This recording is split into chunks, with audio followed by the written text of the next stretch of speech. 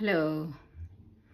ഞാനിതിവിടെ പറയാൻ പോകുന്നത് ഞാൻ ഇവിടെ വന്നപ്പോഴത്തെ ഒരു കമൻറ്റിൽ ഒരാൾ ചോദിച്ചിട്ടുണ്ടായിരുന്നു നമ്മുടെ ഇവിടെ വന്നപ്പോഴത്തുള്ള പഴയകാല എക്സ്പീരിയൻസ് ഒക്കെ പറയാമെന്ന്. അപ്പോൾ അതിനെക്കുറിച്ച് കുറച്ച് സംസാരിക്കാമെന്ന് വിചാരിക്കുന്നു. അപ്പോൾ ഞാനിവിടെ വന്നിട്ട് ഇപ്പോൾ ഒരു 21 വർഷമായി. അപ്പോൾ അത്രയും കാലം മുമ്പത്തെ ഒരു കാര്യമാണ് ഞാൻ പറയുന്നത്. വന്നപ്പോൾ ഉള്ള എക്സ്പീരിയൻസ് ഞാനിപ്പോൾ പറയാം. അപ്പം ഞങ്ങളൊക്കെ വന്നപ്പം ഞാൻ ഇവിടെ വരുമ്പോൾ ഞാൻ വന്നിടത്ത് അധികം മലയാളികളൊന്നും ഇല്ലായിരുന്നു.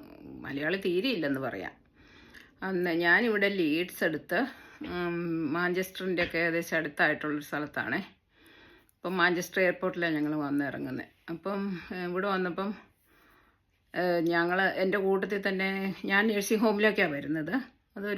ഇവിടെ നമ്മുടെ ഒരു കസിൻ ഉണ്ടായിരുന്നു. പുള്ളിക്കാരന് ഒരു ഏജൻസി വഴി ബന്ധപ്പെട്ട് അങ്ങനെ അറേഞ്ച് ചെയ്ത് തന്നതാണേ. അപ്പം അങ്ങനെ നമ്മളിവിടെ വന്നു. അപ്പം നമ്മളിവിടെ വരുമ്പോൾ നമുക്ക് കുറച്ച് ഇംഗ്ലീഷൊക്കെ അറിയാമെങ്കിലും നമ്മുടെ ഈ ഇംഗ്ലണ്ടിൽ, അതായത് UK പല ഭാഗത്തും പല ആക്സെൻ്റാണേ. ഇവർ പറയുന്നത്, അതായത് നമ്മൾ മലയാളം പറഞ്ഞാൽ ഭയങ്കര സ്പീഡിൽ ഇങ്ങനെ പറഞ്ഞു പോകത്തില്ലേ എന്ന് പറഞ്ഞാൽ ഇവർ ഇംഗ്ലീഷ് പറയുമ്പോൾ നമുക്കൊത്തിരി ഒന്നും തിരിയത്തില്ല. അതുപോലെ തന്നെ ഭയങ്കര ഡിഫിക്കൽട്ടായിട്ടുള്ള ഒരു ആക്സെൻ്റാണ് ഇവിടെ ഉള്ളവർക്കൊക്കെ. അപ്പം നമുക്ക് ആദ്യമൊക്കെ ഇംഗ്ലീഷൊക്കെ ഭയങ്കര പാടായിരുന്നു. ഇവർ പറഞ്ഞാലൊന്നും പകുതിയൊന്നും മനസ്സിലാകത്തില്ല.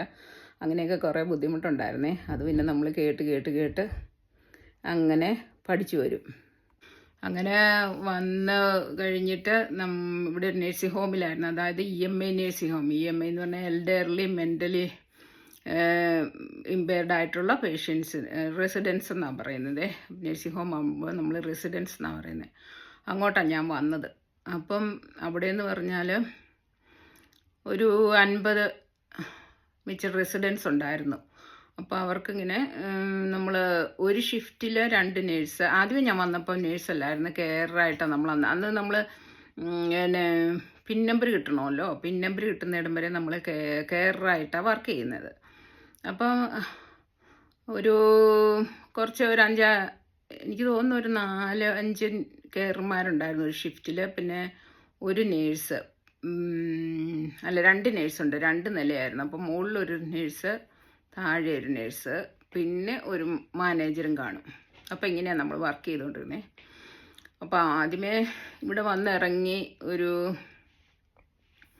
കുറച്ച് ദിവസം കഴിഞ്ഞ് എനിക്ക് തോന്നുന്നു ഒരാഴ്ചയൊക്കെ കഴിഞ്ഞിട്ടാണ് നമ്മൾ ജോലിക്ക് കയറുന്നത്. അപ്പോൾ അവരുടെ തന്നെ അക്കോമഡേഷൻ തന്നിട്ടുണ്ടായിരുന്നേ.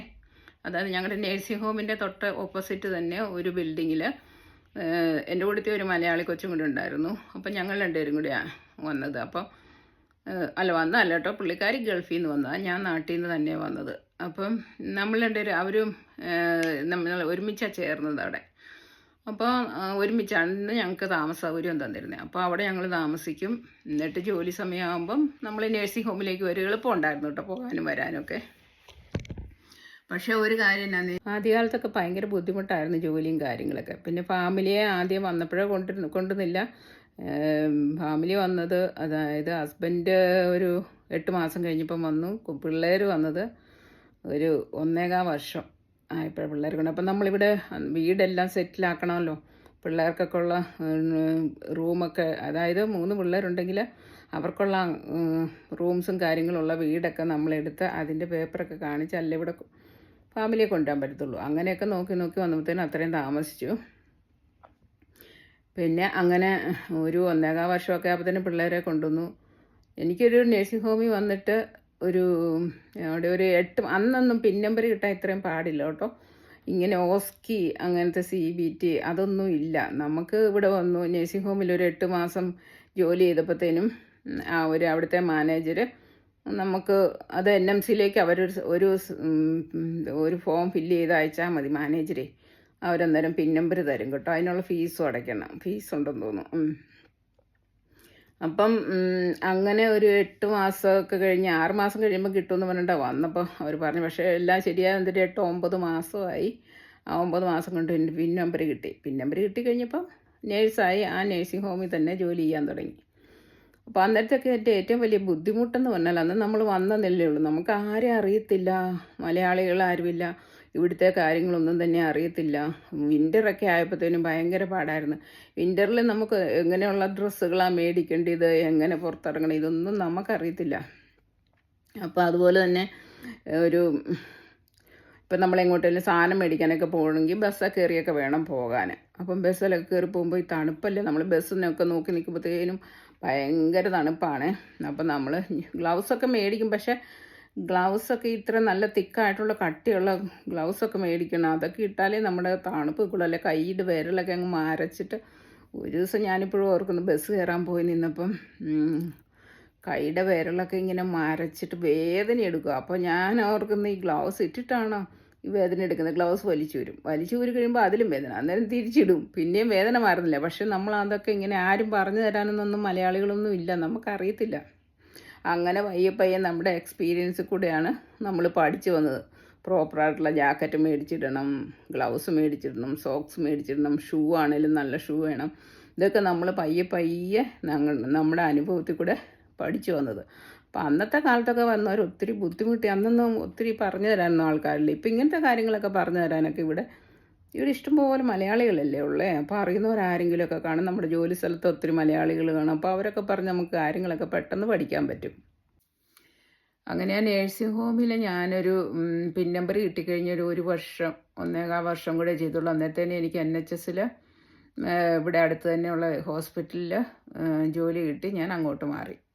അപ്പോൾ ഹോസ്പിറ്റലിൽ അന്നൊക്കെ കയറുമ്പം ഇത്രയും പ്രഷറൊന്നും ഇല്ലായിരുന്നു കേട്ടോ. ഇച്ചിരിയുടെ ഞാനൊരു റീഹാബ് വാർഡിലോട്ട് ആദ്യം കയറിയത്. അപ്പോൾ നമുക്ക് എളുപ്പം ഉണ്ടായിരുന്നു, എല്ലാം പയ്യെ പഠിച്ചു വന്നു. എന്നാലും നമുക്ക് പുതിയതായിട്ട് കയറുമ്പോൾ നമുക്ക് അതിൻ്റേതായ ടെൻഷനും കാര്യങ്ങളൊക്കെ ഉണ്ടല്ലോ. ഇവിടുത്തെ ഹോസ്പിറ്റലിലെ കാര്യങ്ങൾ ഇവിടെ എല്ലാം വ്യത്യസ്തമാണ് നാട്ടിലേക്കാളും ഒക്കെ. അപ്പോൾ അതൊക്കെ നമ്മൾ പഠിച്ചു വരണം. ഇവിടുത്തെ സിസ്റ്റം എങ്ങനെയാണ് വർക്ക് ചെയ്യുന്ന കാര്യങ്ങൾ ഇവിടെ ഒത്തിരി വ്യത്യാസമുണ്ട്. ഇവിടുത്തെ സോഷ്യൽ പ്രോബ്ലങ്ങളെല്ലാം നമ്മൾ ഡീൽ ചെയ്യണം. അങ്ങനത്തെ കാര്യങ്ങളെല്ലാം ചെയ്യുമ്പോഴത്തേനും ഒത്തിരി വ്യത്യാസമുണ്ട്. അതുകൊണ്ട് കുറച്ച് ബുദ്ധിമുട്ടായിരുന്നു. എന്നാൽ ഇപ്പോൾ ആലോചിച്ച് നോക്കുമ്പം അതൊക്കെ എളുപ്പമായിരുന്നു തോന്നുക. ഇപ്പോൾ ഒത്തിരിയും കൂടെ പ്രഷർ കൂടിയിട്ടുണ്ട്, നേഴ്സസിന് ഒത്തിരിയും കൂടെ റെസ്പോൺസിബിലിറ്റി കൂടിയിട്ടുണ്ട്. അങ്ങനത്തെയൊക്കെയുള്ള കാര്യങ്ങളുണ്ട്. അപ്പോൾ ഞാൻ പറഞ്ഞല്ലോ, ഞാൻ ഹോസ്പിറ്റലിൽ കയറിയപ്പോൾ റീഹാബ് വാർഡിലേക്കാണ് കയറിയതേ. അപ്പം അവിടെ ചെന്ന് കഴിഞ്ഞപ്പം ഈ നമുക്ക് കൂടുതലായിട്ടും ഇങ്ങനെ ഡിസ്ചാർജിൻ്റെ കാര്യങ്ങൾ, പേഷ്യൻസിന് റീഹാബ് കൊടുക്കുന്നു, അവർ ബെറ്റർ ആയി കഴിയുമ്പോൾ അവർ ഡിസ്ചാർജ് ചെയ്ത് വിടുന്ന അങ്ങനത്തെ കാര്യങ്ങളാണ് നമ്മൾ ചെയ്തുകൊണ്ടിരുന്നത്. പിന്നെ അത്യാവശ്യം അവരുടെ മെഡിക്കേഷൻസ് കാര്യങ്ങളൊക്കെ ഉള്ളത് കൊടുക്കും.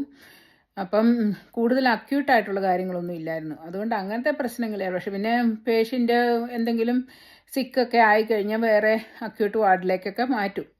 അങ്ങനെ ഒരു ഡോക്ടർ വാർഡിൽ വന്ന് റൗണ്ട്സൊക്കെ ചെയ്യും. സ്ട്രോക്കിൻ്റെ റീഹാബായിരുന്നേ. അപ്പോൾ സ്ട്രോക്കിൻ്റെ ഡോക്ടേഴ്സൊക്കെ വരും. അങ്ങനെ കുഴപ്പമൊന്നുമില്ല. എങ്കിലും അവിടുത്തെ ഒരു മെയിൻ ഇഷ്യൂ ഈ ഡിസ്ചാർജ് പ്രോബ്ലം ആയിരുന്നു. അപ്പം ഫാമിലിയൊക്കെ ആയിട്ട് നമ്മൾ ഒത്തിരി കോണ്ടാക്ട് ചെയ്യേണ്ടി വരും. അത് നമുക്ക് വലിയ ബുദ്ധിമുട്ടായിരുന്നേ.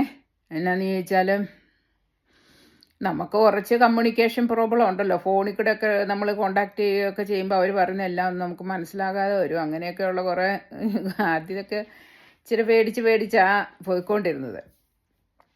അപ്പോൾ അങ്ങനെ എന്നിട്ട് പിന്നെ എന്താ ഫാമിലി മീറ്റിങ്ങും ഒക്കെ, ഒരു ഡിസ്ചാർജിന് വേണ്ടിയിട്ട് family meeting, multi disciplinary meeting, അങ്ങനെ കുറേ മീറ്റിങ്ങുകളെ കാര്യങ്ങൾ.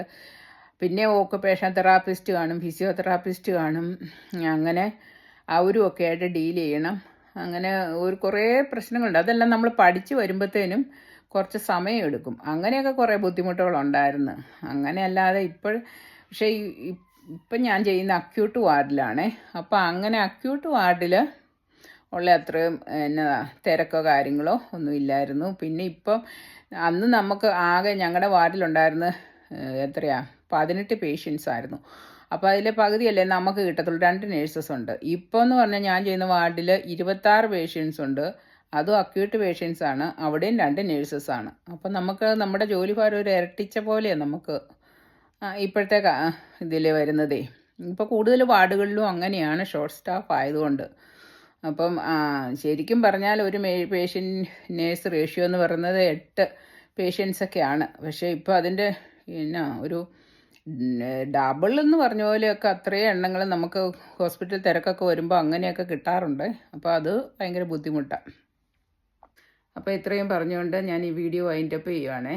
ഇനി ബാക്കി കാര്യങ്ങളൊക്കെ ഇനി വേറെ വീഡിയോയിൽ നമുക്ക് ചെയ്യാം. അല്ലെങ്കിൽ വീഡിയോ ഒത്തിരി അങ്ങ് നീണ്ടു പോകും, എല്ലാവർക്കും ബോറിംഗ് ആകും. എന്നാൽ പിന്നെ അടുത്ത വീഡിയോയിൽ കാണുന്നതുവരെ എല്ലാവർക്കും ബായ്.